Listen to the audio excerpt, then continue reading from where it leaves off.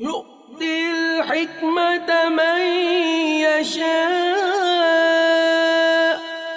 ومن يؤت الحكمة فقد أوتي خيرا كثيرا وما يذكر إلا أولو الألباب۔ ترجمہ کنز ایمان۔ اللہ حکمت دیتا ہے جسے چاہے، اور جسے حکمت ملی اسے بہت بھلائی ملی، اور نصیحت نہیں مانتے مگر عقل والے۔ الحمدللہ رب العالمین والصلاة والسلام علی سید الانبیاء والمرسلین، اما بعد فاعوذ باللہ من الشیطان الرجیم، بسم اللہ الرحمن الرحیم۔ الصلاة والسلام علیک یا رسول اللہ وعلی آلک واصحابک یا حبیب اللہ۔ الصلاة والسلام علیک یا نبی اللہ وعلی آلک واصحابک یا نور اللہ۔ نبی رحمت، شفیع امت، مالک جنت، سراپا رحمت صلی اللہ علیہ وآلہ وسلم کا فرمان عظمت نشان کا مفہوم ہے کہ تم اپنی مجلسوں کو مجھ پر درود پاک پڑھ کر آراستہ کرو، کیونکہ تمہارا یہ درود پاک پڑھنا بروز قیامت تمہارے لیے نور ہوگا۔ صلو علی الحبیب صلی اللہ تعالی علی محمد وعلی آلہ واصحابہ وبارک وسلم۔ اہم ترین فیلڈ اور اہم ترین ڈومین دین اسلام کا تعلیمات تصوف، اس کو کور کرنے والا مدنی چینل کا بہت ہی پیارا سلسلہ اسباق تصوف لے کر اس کا اگلا ایپیسوڈ، اگلی قسط لے کر آپ کی خدمت میں ایک بار پھر حاضر ہیں۔ دعوت اسلامی کے مستند ادارے دارالافتاء اہل سنت کے مفتی صاحب بھی الحمدللہ کرم فرما ہیں، اور دل کو یہ ڈھارس ہے کہ ایک مستند ادارے کے مستند شخصیت، صاحب علم شخصیت سے ہمیں تصوف جیسے نازک موضوع پر بزرگان دین کے فرمودات اور دیگر روایات سننے کو ملیں گی، لرننگ ہوگی، بہت ساری چیزیں، معلومات میں اضافہ ہوگا انشاءاللہ۔ مسکانسیپشنز جو ہیں اللہ تعالیٰ کے کرم سے انشاءاللہ دور ہوں گے۔ بعض اوقات وسوسے آ جاتے ہیں، یوں بھی ہوتا ہے کہ بعض نادان لوگ یا چالاک عیار لوگ کسی چیز کے پردے میں اپنا سودا بیچنا چاہتے ہیں، تو الحمدللہ دل کو ڈھارس ہے کہ مستند معلومات ہیں اور بزرگان دین کی دی ہوئی تعلیمات ہیں، قرآن و حدیث کے مطابق ہیں۔ تو چلیے آگے بڑھاتے ہیں سلسلہ۔ اہلاً و مرحباً، جزاک اللہ خیراً۔ آپ تشریف لائے اور اگلا آپ نے جو ایپیسوڈ ہے اس پر ظاہر ہے آپ نے تیاری بھی کی ہے، اور بہت سارے مدنی پھول آپ کے ذہن میں ہوں گے۔ کچھ پرانا کنیکشن قائم کرتے ہیں، جو پرانا ایپیسوڈ ہے ہمارا، پرانی جو قسط ہے، حصہ، اس میں ہم نے یہ سیکھا تھا مفتی صاحب، آپ نے یہ مدنی پھول عطا فرمائے تھے کہ خلاصتاً یہ ہے کہ علم کی دو ہم کیٹیگریز کر سکتے ہیں، نافع اور غیر نافع۔ اور پھر علم نافع پر آپ نے کلام کیا تھا، ہمیں سمجھایا تھا کہ علم نافع کیا ہوتا ہے۔ پھر علم غیر نافع پر بھی بات ہوئی تھی کہ علم غیر نافع کیا ہو سکتا ہے، نیتوں کا اس میں کیا کردار ہے، نافع غیر نافع کب بن جاتا ہے، اور کیا کیا ایسے امور ہیں، فیکٹرز ہیں جن پر ہمیں نظر رکھنی چاہیے۔ تو یہ الحمدللہ کافی سارا وائڈ اسکوپ ہم نے لاسٹ سلسلے میں کور کیا تھا۔ پھر اس طرف ہم آنا چاہ رہے تھے کہ جو علم نافع ہے، اس کو سن کر، اس کی فضیلتیں سن کر، معلومات حاصل کر کے دل میں لالچ تو ہو رہی تھی، اور شوق بھی بڑھ رہا تھا کہ علم نافع جلدی جلدی حاصل کر لینا چاہیے، اتنی برکتوں اور فضیلتوں والا ہے۔ تو اب ہم علم حاصل کریں تو اب ہمیں کیسے پتہ چلے گا کہ میں نے جو علم حاصل کیا وہ میرے لیے، میرے حق میں وہ نافع ہو رہا ہے، یا میں نے کوئی ایسی گڑبڑ کر دی ہے اس کے، کہیں نہ کہیں کوئی فیکٹر میں نے خراب کر دیا، میں اس کو کنٹرول نہیں کر پا رہا، اور وہ میری کسی بھی عمل کے سبب وہ علم نافع حقیقتاً ہو لیکن میرے حق میں غیر نافع ہو رہا ہو، یا میں غیر نافع ہی علم حاصل کر رہا ہوں۔ تو کوئی پہچان، کوئی کرائیٹیریا، کوئی تھرمامیٹر جس سے ریڈنگ آئے، اس کے بارے میں کیا مدنی پھول ارشاد فرماتے ہیں؟ الحمدللہ رب العالمین، والصلاة والسلام علی سید الانبیاء والمرسلین، اما بعد فاعوذ باللہ من الشیطان الرجیم، بسم اللہ الرحمن الرحیم۔ جیسا کہ آپ نے ابھی ارشاد فرمایا کہ پچھلے سلسلے میں علم نافع کے تعلق سے گفتگو ہوئی. جی جی جی جی. اور ایک اچھے استاد کی یہ پہچان ہے کہ وہ تمہید ایسی بیان کرے کہ آخر میں ایک سوال کریٹ کرے اور اس کا جواب اگلے دن کا موضوع ہو. سبحان اللہ. وہی کام آپ نے کیا ہے. ماشاء اللہ. جو سوال آپ نے کریٹ کیا ہے وہی آج کا موضوع ہے. ماشاء اللہ. مرحباً. تو یہ ہماری جو ٹیکسٹ بک ہے ظاہر ہے کہ اس سے بھی کہیں نہ کہیں کنیکشن آپ قائم کریں گے, ادھر سے ہی جواب کہیں سے اٹھائیں گے. پچھلے چونکہ جیسا آپ نے فرمایا کہ 2 چیزیں بیان ہوئی تھیں. جی جی. علم نافع اور غیر نافع. جی جی جی جی. اب آپ کا جو سوال ہے کہ علم نافع کا کیسے پتہ چلے. ٹھیک ہے. تو اگلا جو ٹیکسٹ ہے ہماری اس کتاب کے حوالے سے تاج الدین امام ابن عطا اللہ اسکندری رحمۃ اللہ تعالی علیہ فرماتے ہیں ماشاء اللہ, خیر علم ما کانت الخشیۃ معہ, بہتر علم وہ ہے کہ جو خوف خدا عز و جل سے جڑا ہو. سبحان اللہ. یہ دراصل پچھلی ہی بات کی تفسیر ہے. ٹھیک ہے.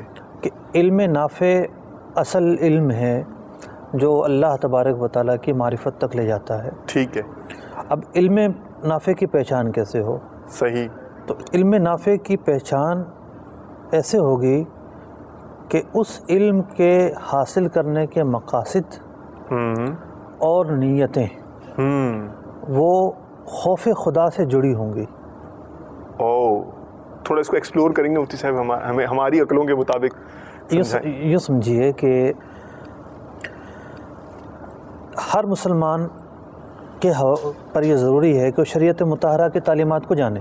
ٹھیک ہے. جاننے کا نام علم ہے. صحیح. اب کس چیز کو جانے؟ وہ سب سے پہلے احکام الہیہ, اللہ رب العزت نے کن باتوں کے کرنے کا حکم دیا ہے, ٹھیک ہے, کن باتوں کے کرنے سے منع فرمایا ہے. صحیح. یہ دونوں احکام الہیہ میں شمار ہوتے ہیں عرفاً. پھر نبی اکرم علیہ الصلاۃ والسلام کے اقوال اور احوال کو جاننا تاکہ آپ کے اقوال میں جو واجبات ہیں ان پر عمل پیرا ہوا جائے, جی, مستحبات ہیں ان پر عمل پیرا ہوا جائے, اوکے, جو ممنوعات ہیں ان سے بچا جائے. ٹھیک ہے. اور جو آپ کے احوال ہیں اس کی بھی اتباع کی جائے. سبحان اللہ. یہ ہے علم دین. ٹھیک. دین کے مطلب کہ جو بنیادی چیزیں ہیں ان میں سے اس کا ایک پس منظر ہے یہ. اب اگر کوئی شخص ان تمام چیزوں کو جان تو لیتا ہے کہ قرآن نے شراب کو حرام قرار دیا ہے, سود کو حرام قرار دیا ہے, ربا کو, سود یا ربا کو حرام قرار دیا ہے, اور ان چیزوں کو حلال قرار دیا ہے, وہ جانتا ہے سب چیزوں کو. اب وہ حرام کا ارتکاب کرے, اللہ اکبر, اور فرائض جو ہے ان سے منہ موڑے. معلومات تو ہو گئی اسے, صحیح, لیکن اس کے باوجود وہ اس پر عمل نہ کرے. اوکے. تو عمل نہ کرنے, دیکھیں اس نے قرآن پڑھا, قرآن علم نافع ہے. صحیح. حدیث پڑھا ہے, حدیث علم نافع ہے. صحیح. لیکن اس کے حق میں علم نافع ہے وہ کب ہوگا؟ اس وقت ہوگا کہ جب یہ اس پر عمل کرتا ہوگا. ماشاء اللہ. اس نے جو علم حاصل کیا ہوگا عمل کرنے کی نیت سے حاصل کیا ہوگا. صحیح. سب سے پہلے تو انسان کی اپنی اصلاح ہے نا. جب ایک شخص دوسرے کو اصلاح کے لیے بتا رہا ہے یا کہہ رہا ہے, ٹھیک ہے, تو یہ خود تو بری ذمہ نہیں ہے. صحیح ہے. بہت ساری چیزیں تو ایسی ہیں کہ جو دوسرے کو کہنا ضروری نہیں ہوتی, فرض یا واجب نہیں ہوتی, لیکن خود اس پر عمل کرنا فرض یا واجب ہوتا ہے. تو بات یہ ہے کہ صرف جاننا علم نافع نہیں ہے. بہت پیارا مدنی پھول آپ نے دیا کہ صرف جاننا نہیں, علم نافع نہیں, علم نافع نہیں, کچھ اور بھی ہے. اس کی مثال بعض بزرگوں نے یوں بیان کی, جی جی, کہ ایک شخص ہے اسے جڑی بوٹیوں کے بارے میں پتہ ہے.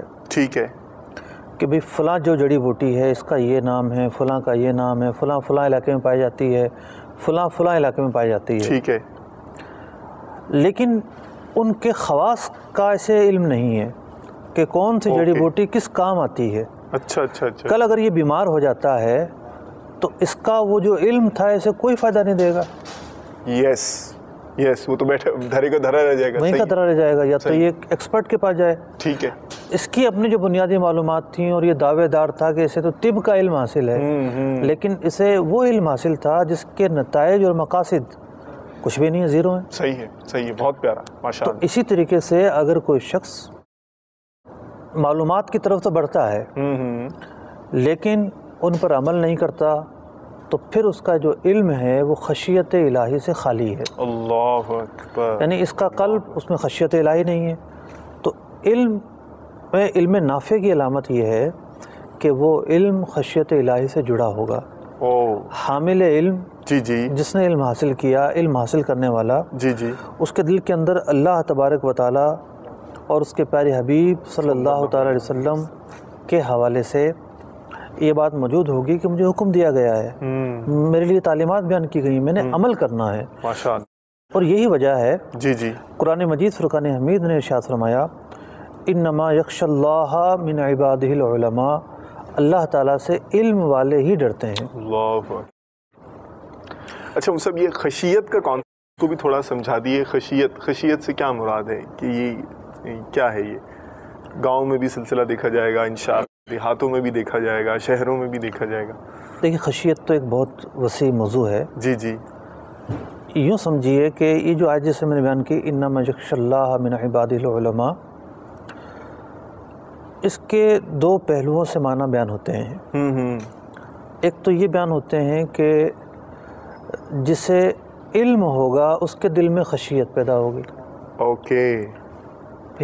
ایک شخص کو پتہ چلا کہ درود پاک پڑھنا ثواب کا کام ہے، ٹھیک ہے، تو ترغیب ملی، شوق ہو گیا، ثواب ملے گا، ماشاءاللہ، یہ فضائل ہیں، تو اب یہ آمادہ ہوگا۔ ٹھیک ہے۔ اسے پتہ چلا کہ یہ کام کرنا حرام ہے، پہلے نہیں پتہ تھا، تو اب حرام ہے تو اس کی ضرورت سزا ہے، اللہ اللہ، وعیدیں ہیں، ٹھیک ہے۔ اب یہ اس ڈر کی بنیاد پر اس کام سے بچے گا۔ صحیح، مدینہ۔ تو بعض اوقات یہ ہوتا ہے کہ علم کی وجہ سے انسان کے اندر خوف، مطلب کہ خشیت میں اضافہ ہوتا ہے۔ اوکے، بات اس نے ایک حرام کام چھوڑا ہے، اب بعض حرام کام چھوڑنا تو بڑا آسان ہوتا ہے، بعض حرام کام چھوڑنا بہت دشوار ہوتا ہے، نفس پر بھاری ہوتا ہے، نفس پر بھاری ہوتا ہے۔ جب یہ چھوڑے گا تو اس کا وہ جو وصف ہے اللہ تعالیٰ سے ڈرنے کا، ظاہر بات تو وہ مضبوط ہو گیا، سبحان اللہ، کہ اس نے اس مشکل کام کو بھی چھوڑ دیا ہے۔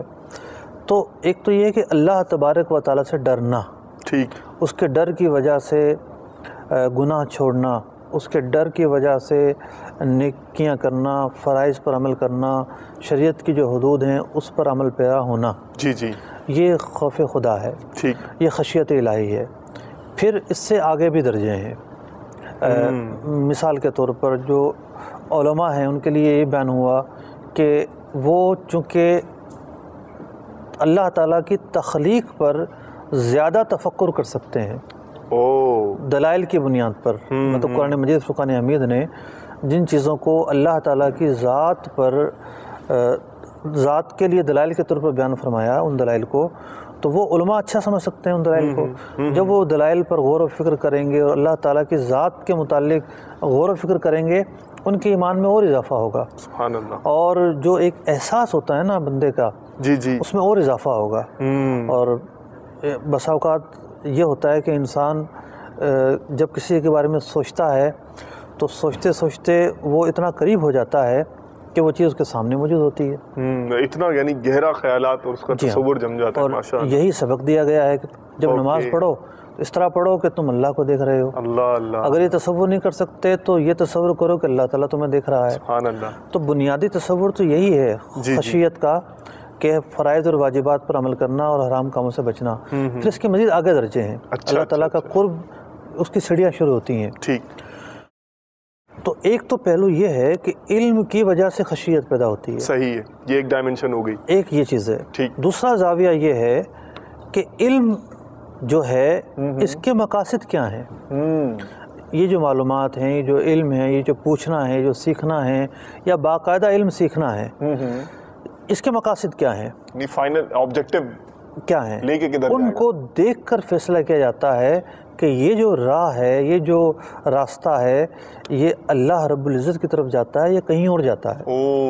تو خشیت الہی جو ہے وہ متعین کرواتا ہے، اگر خوف خدا والا ہے تو وہ اللہ کی رضا کے لیے دین سیکھے گا، عمل کرنے کی نیت سے دین سیکھے گا، اور اس کے علاوہ جو لوگ ہیں ان کے پھر مختلف اہداف ہوتے ہیں، مختلف ان کے مقاصد ہوتے ہیں. بھی کوئی علم اس لیے سیکھتا ہے کہ وہ حکمرانوں کی چاپلوسی کرے گا، صحیح. کوئی اس لیے سیکھتا ہے کہ دوسروں کو جو ہے وہ نیچا دکھائے گا، کوئی جاہ کے لیے سیکھتا ہے، کوئی منصب کے لیے سیکھتا ہے. تو علم نافع وہی ہوگا کہ جسے اللہ کی رضا کے لیے سیکھا جائے اور خوف خدا جو ہے اس کے ساتھ ملحق ہو. سبحان اللہ. تو مفتی صاحب یہ اب خشیت ہونے سے، خوف ہونے سے اب کیا اثرات برآمد ہوں گے اس کی شخصیت پر؟ پھل کیا ملے گا؟ کہ اب ہم تو ظاہر ہے کہ دل میں تو کسی کے نہیں جھانک سکتے، اپنے تو چلیں، یا اب ہمارے تو نظریں بھی ایسی ہیں، ڈسیپشن اتنا ہوتا ہے شیطان کی طرف سے، الوژن، دھوکہ، سراب اتنا ہوتا ہے کہ اب مجھے خوش فہمی ہو جائے کہ نہیں میں تو بھائی میں جو حاصل کر رہا ہوں وہ تو وہی والا ہے، یا جو ہے چلیں میرا کوئی ناصح ہے، میرا کوئی خیر خواہ ہے، میرا نفس کا کوئی نگران ہے، تو اس کا پاس کوئی کرائیٹیریا، کوئی فارمولہ ہے کہ وہ میرے اعمال سے، میرے ایکشن سے، اٹھنے بیٹھنے سے وہ جج کر سکے کہ اور مجھے گائیڈ کر سکے؟ الحکم العطیہ کے جو شارح ہیں جی علامہ عبداللہ بن ابراہیم ابن عباد رحمۃ اللہ تعالیٰ علیہ، سبحان اللہ، صاحب غیث المواہب، جی انہوں نے ایک علامت بیان کی ہے. سبحان اللہ، سبحان اللہ. کہ خشیت والا جو ہوگا اس کی علامت کیا ہوگی؟ فرمایا کہ ہر علم جی جو کہ حاصل کرنے والے کے، جس کے حاصل کرنے والے خشیت والے ہوں گے، وہ ان میں تواضع پائی جائے گی. ماشاء اللہ. مخلوق کی خیر خواہی اور شفقت ان کے اندر پیدا ہوگی. اور وہ ذرا دوسرے زاویے میں بیان فرماتے ہیں، فرمایا کہ جو خشیت کے لیے نہیں پڑھے گا، جی خشیت اس کا دل میں نہیں ہوگی، علم حاصل کر لیکن خشیت نہیں ہے، تواضع نہیں پائی جائے گی، مخلوق کی خیر خواہی نہیں پائی جائے گی، شفقت نہیں پائی جائے گی، احکام الہیہ کی ادائیگی نہیں کرے گا ایسا آدمی، خود احتسابی جو ہوتی ہے وہ اس کے اندر نہیں پائی جائے گی، طلب حلال کی فکر نہیں ہوگی اسے، اعضاء کی حفاظت کی فکر نہیں ہوگی، اللہ اکبر. ادائے امانت صاحب دوبارہ بیان کرنی چاہیے، واللہ اتنی قیمتی یہ تو نشانی، چیک لسٹ ہے یہ. ادائے امانت کی پاسداری کی فکر نہیں ہوگی، نفس کی مخالفت اور شہوت کی خلاف ورزی کی فکر نہیں ہوگی، یعنی جو نفس نے کہا، جو شہوت نے کہا وہ اس نے عمل کر دیا. ٹھیک ہے. جب ایک شخص اس انداز میں علم حاصل کرتا ہے، اس کی یہ کیفیت ہوتی ہے، تو اس کا علم، فرماتے ہیں، علم نافع نہیں ہوتا. اور فرمایا ایسے ہی علم کے بارے میں رسول اکرم صلی اللہ علیہ وسلم نے پناہ مانگی ہے. اللہ اکبر. فقال اعوذ بک من علم لا ينفع، اے اللہ میں اس علم سے پناہ مانگتا ہوں جو نفع نہیں دیتا. ماشاءاللہ. میرا بہت دل چاہ رہا ہے، وہ آپ کا اپنا ڈسکریشن ہے، لیکن میرا بہت دل چاہ رہا ہے کہ چیک لسٹ دوبارہ بیان کی جائے، نوٹ کرنے والے نوٹ کر سکیں. بہت قیمتی. ماشاءاللہ. میں عربی میں بیان کر دوں، زیادہ مزہ آئے گا. مدینہ. ماشاءاللہ. صلو علی الحبیب صلی اللہ تعالی علی محمد وعلی آلہ واصحابہ وبارک وسلم.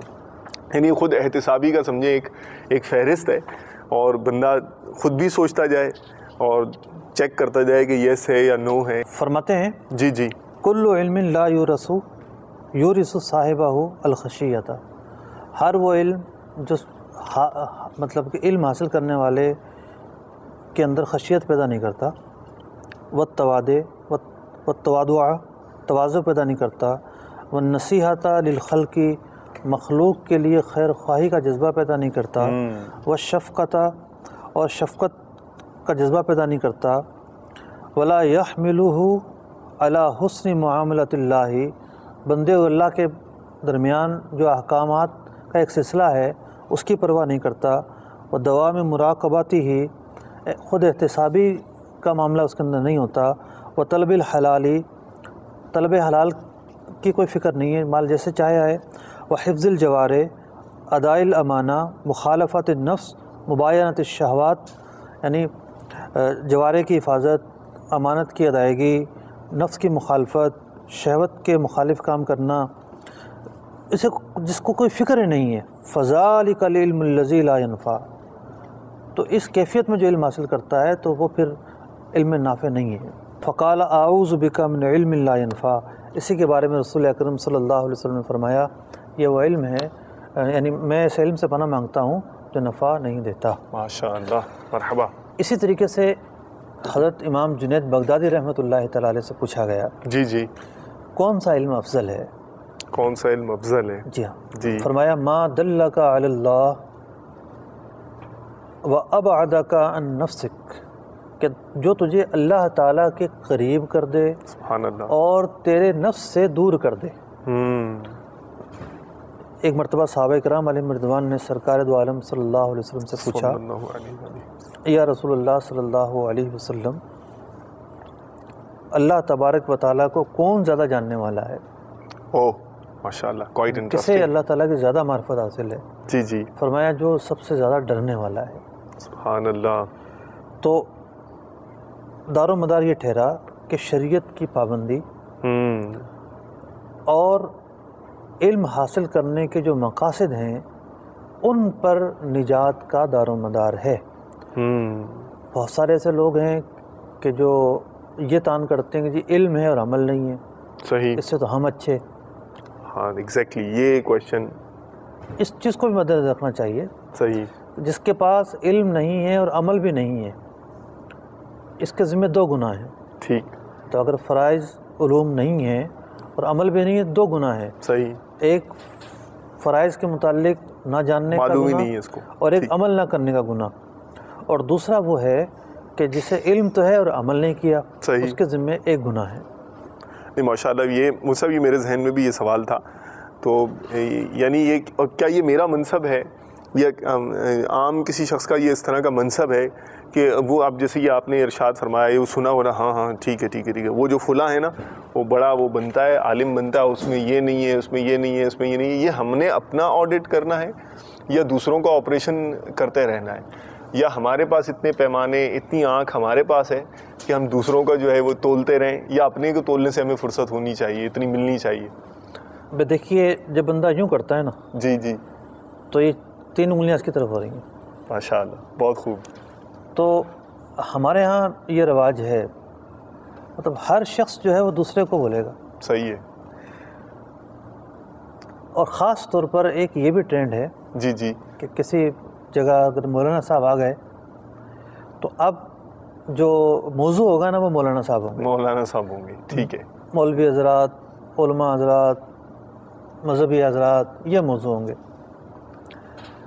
میں گزشتہ دنوں کسی جگہ حاضر تھا تو اچھا، کسی نے کہا، کوئی بات ہی نہیں چل رہی تھی ایسی، ایک عام گفتگو جاری تھی، اب اسے شامل ہونا تھا۔ صحیح، مولانا حضرات دیکھیں، کوئی چندہ دے گا نا تو پوچھتے ہی نہیں ہے حلال ہے یا حرام ہے۔ اللہ اکبر۔ میں نے اسے وہیں روک دیا، میں نے کہا دیکھو اسے اختیار ہی نہیں اس بات کا کہ وہ پوچھے اور آپ کے کپڑے اتروائے کہ کہاں سے لے کر آئے ہو، صحیح، اسے اختیار ہی نہیں اس بات کا۔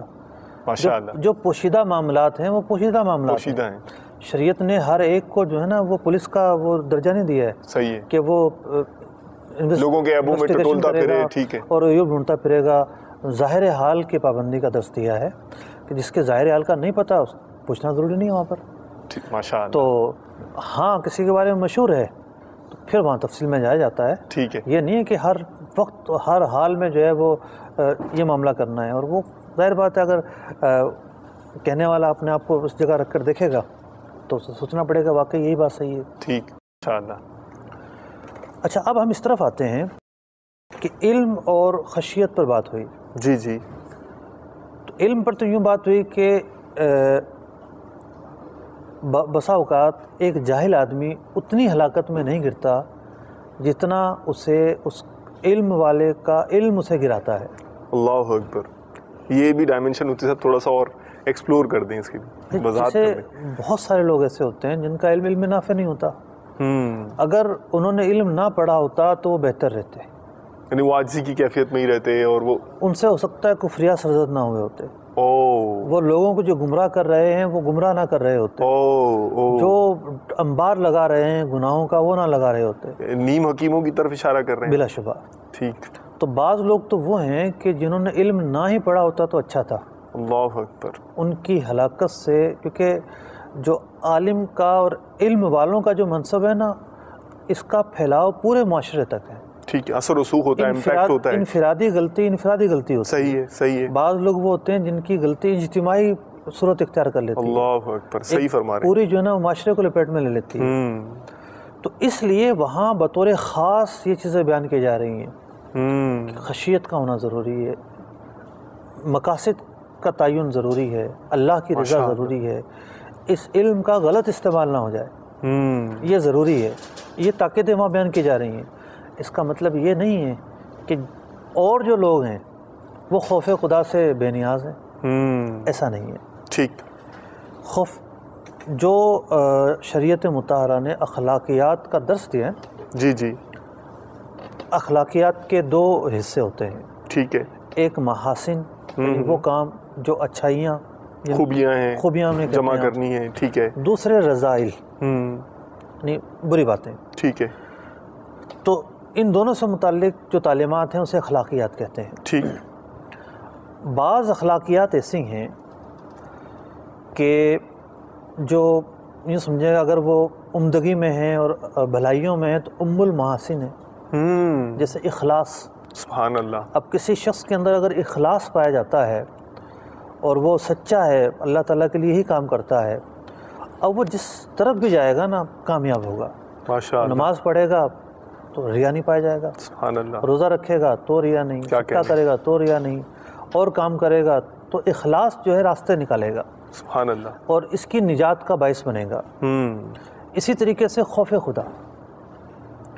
خوف خدا وہ وصف ہے کہ جو دیگر بہت سارے اوصاف کو شامل ہے. سبحان اللہ. جس کے اندر خوف خدا آ جاتا ہے وہ بہت ساری چیزیں آ جاتی ہیں. اللہ قایا پلٹ جاتی ہے. خوف خدا کی جو علامتیں بیان ہوئی، جیسا کہ ابھی کلام ہو رہا تھا علماء کے متعلق بھی، اور ویسے بھی خوف خدا کی جو علامتیں بیان ہوئی کہ جس کے دل میں خوف خدا ہوگا وہ شفیق ہوگا، رحیم ہوگا. صحیح. خیر خواہی کا جذبہ اس کے اندر ہوگا. جی. تو امت کی خیر خواہی کا جذبہ، ایک ہوتا ہے انفرادی آس پڑوس کا سوچنا، امت کی خیر خواہی کا جذبہ اس کے دل میں ہوگا. سبحان اللہ. اب خوف خدا نہیں ہے. یہ تو نا نشانیاں کہ بھی خوف خدا ہوگا تو یہ نشانیاں ہیں. اب دوسرا پہلو یہ کہ خوف خدا نہیں ہے، تو خوف خدا نہ ہونے کے سبب انسان کے دل پر حجابات اور پردے طاری ہونا شروع ہو جاتے ہیں. اوکے. یہی وجہ ہے کہ جب کوئی ظلم کرتا ہے نا جی تو اسے کوئی احساس ہی نہیں ہوتا، کوئی ندامت ہی نہیں ہوتی. قتل کیے جا رہے ہوتے ہیں لوگ، ڈاکے مارے جا رہے ہوتے ہیں، غریبوں کا خون چوس رہے ہوتے ہیں، مال دبا رہے ہوتے ہیں، تنخواہیں نہیں دیتے. تو کیا ہے کہ خوف خدا نہیں ہے. اب وہ بندے کے اور اللہ تبارک و تعالیٰ کے درمیان حجابات واقع ہوتے چلے جا رہے ہیں، دوری ہوتی جا رہی ہے. اس کے دل پر جو ہے وہ سیاہی کے پردے آتے جا رہے ہیں. اچھا. اب نہ ندامت ہے، نہ پشیمانی، نہ شرمندگی. کیوں؟ اس لیے کہ خوف خدا نہیں ہے.